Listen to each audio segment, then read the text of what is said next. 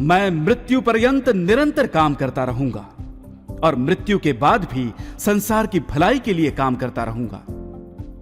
जीर्ण वस्त्र के समान इस शरीर को त्याग देना मुझे अच्छा लगेगा, परंतु मैं कार्य करना नहीं छोड़ूंगा।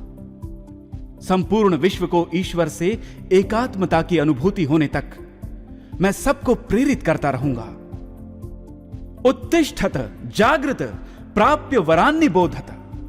उठो, जागो, और जब तक लक्ष्य प्राप्त न हो रुको मत। इसलिए उठ खड़े हो जाओ। जीवन बहुत थोड़ा है, बहुत बड़े कार्य करने हैं। अपने वंश के कल्याण के लिए और मानवता की भलाई के लिए इस महान कार्य में स्वयं को लगाने के अतिरिक्त और कोई महान कार्य नहीं है।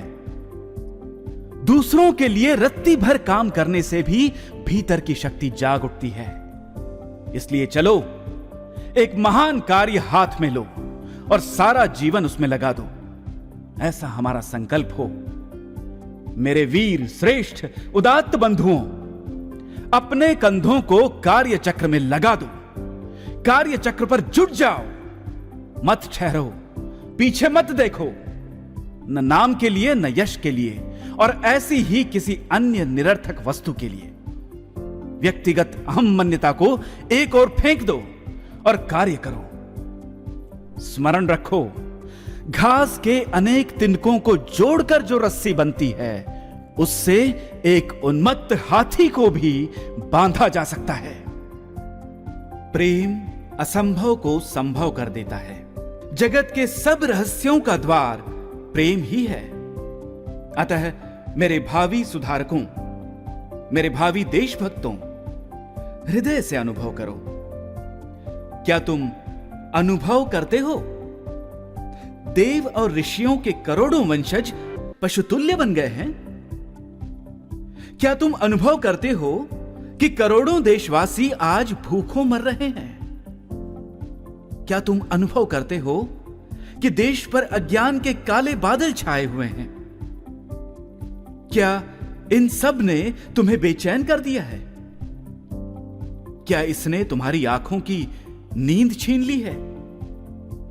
क्या यह वेदना तुम्हारे रक्त में मिलकर तुम्हारी धमनियों में पहुंच गई है?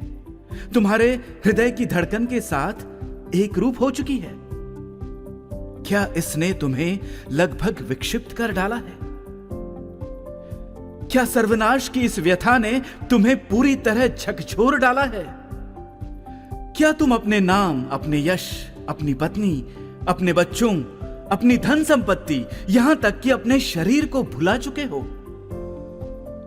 महाभाग्यवानों, मेरा यह विश्वास है कि यदि कोई भारत की जनता का, जो समृद्धि की कृपा से वंचित तथा ऐश्वर्य से हीन है, जिसका विवेक भ्रष्ट हो चुका है, जिसकी स्वयं प्रेरणा नष्ट हो चुकी है, जो पद दलित, भूखी, झगड़ालू और ईर्ष्यालु है, उस जनता को हृदय से स्नेह करेगा तो यह देश पुनः उठ खड़ा होगा।